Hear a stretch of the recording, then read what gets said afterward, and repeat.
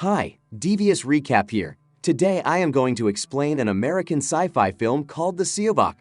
An American scientist, Carl Anderson, is sitting at his computer preparing his report that the Seobok project cannot be continued because many processes have been disturbed and its legitimacy is in question.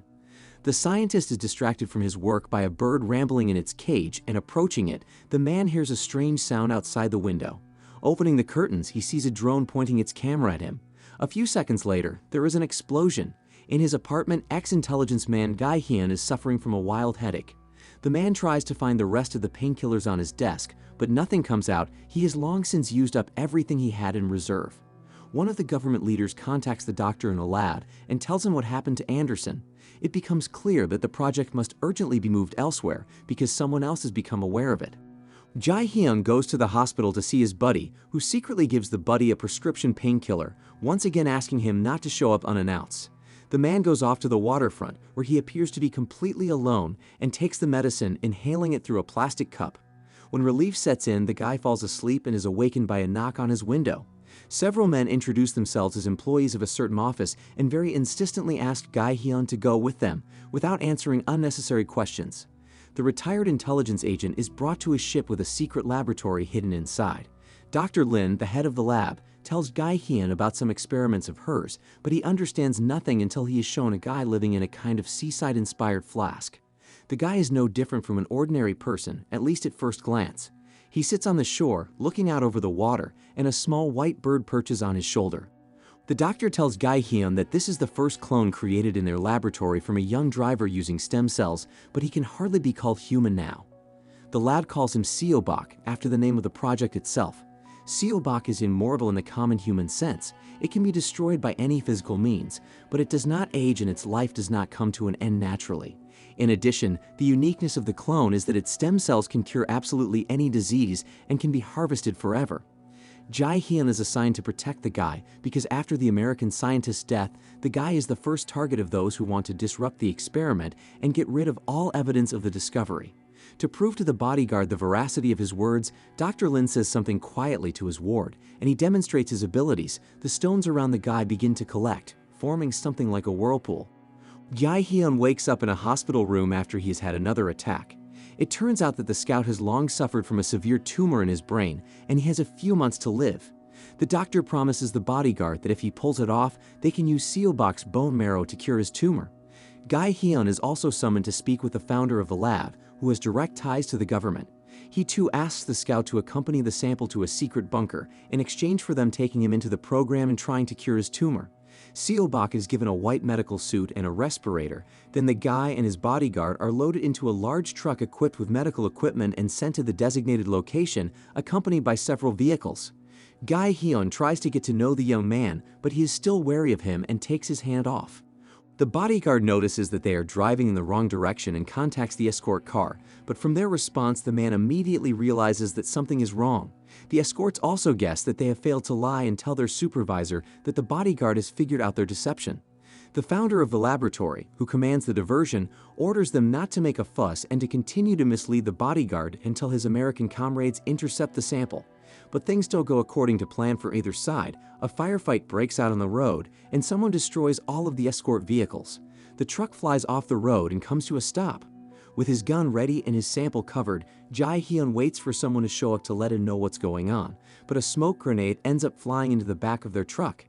Min Guy Hyun regains consciousness sitting against the wall with his hands cuffed together. Seobok continues to sit in his seat and can't explain anything, as this is his first time out of the lab and he hasn't yet understood what strangers are doing. A soldier in an American uniform enters the back of the car and prepares to give the clone guy an injection, but the man, realizing he's unlikely to be helped, first warns him and then uses his powers to make the American leave him alone. In the meantime, Jae Hyun manages to unlock the handcuffs and sneak behind the wheel of the truck. By the time the other American soldiers realize that something has happened to their buddy, the car starts up and drives out of an unfamiliar hangar through a brick wall. Not yet realizing who the traitor is, Min Guy Hyun calls his old friend, the founder of the lab, and tells him what has happened. He calmly gives his location and asks for further instructions. The truck won't start and Guy Hyun decides to walk, but Seobok refuses to follow his bodyguard until he tells him why someone is after them and why he can trust him. The scout has no choice but to confess that he expects to be cured. The young men's journey takes them through the town market. Finding himself in a crowded place for the first time, Seo Bak looks at the store windows and grocery stores with amazement, which draws even more attention to himself and his strange costume. Gai Hyun even has to spend his own money to change his ward into normal clothes, which are to the boy's taste. Gai Hyun takes the boy to a secret base where they manage to get some weapons and take a little break. The bodyguard feeds the boy some noodles, which he likes so much that he happily asks for more. During dinner, the guard tries to get him to talk and find out what he liked to do in the lab, but it turns out that apart from experiments and occasional contact with Dr. Lin, we thought was his mother, the guy has never encountered anything else. On the monitor screen, Min Gai Hyun sees that people from the lab's founder have come to see them, and the bodyguard quietly opens the door for them, expecting help. But it almost immediately becomes clear that they came with not so good intentions and their objective is to make the specimen disappear. The man covers the guy by himself, also making projectiles flying at them bounce off an invisible shield, and then he beats off bad guys. Min takes the phone from one of the mercenaries and calls their boss, who organized this ambush to know what's going on, and when the betrayal comes out, refuses to follow the order with bad words. Then the guard contacts the lab and the doctor asks him to bring the guy to them so they can protect him, but Gai Hyun now doubts everyone and doesn't know what he should do next. Back there in the lab, in a wheelchair, sits an infirm old man who has no intention of losing his creation. He is the one who sponsored the creation of the clone in order to improve and prolong his life. Seo Bak refuses to go to the lab and asks his bodyguard to take him elsewhere. He shows a wad of money in his pocket and warns that he will go alone if his buddy refuses to help him. Gai Hyun agrees to take him to the right place, even though he doesn't like it, but after a short time he regrets it deeply as he is feeling ill and his mouth is bleeding.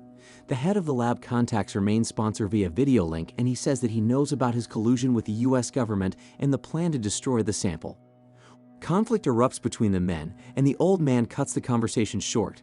The young men stop at a gas station to fill up with gas, and while Gai Hyun is distracted, the young man has a scuffle with the local guys. The bodyguard has to explain to the boy that he shouldn't use his powers in normal life. Gai Hyun has to hide his car on the coast as a lot of police gather on the way to the lab. The young man resents him for taking him to the doctors after all, but the guard is seriously afraid that without the daily injections the specimen needs, he will simply die. Sitting by the sea at night, the men talk a lot about life and death and the human condition in this world in general, and Gai Hyun remembers how years ago he already had an unpleasant encounter with the founder of the lab, who easily got rid of one of his subordinates. In the end, the bodyguard does bring the guy to the temple he was eager to go to. The urns containing the ashes of his real parents are kept there. After that, the sample agrees to go to the lab, even though he realizes what's waiting for him there. But on the way, Min Gai Hyun's car is cut off, and unknown people pick him and his ward up and bring them to the lab they were already going to. Seo Bak is hooked up to a machine that begins pumping his bone marrow, and lying on a chair he looks longingly at the brightly colored clothes he spent some of his best days in.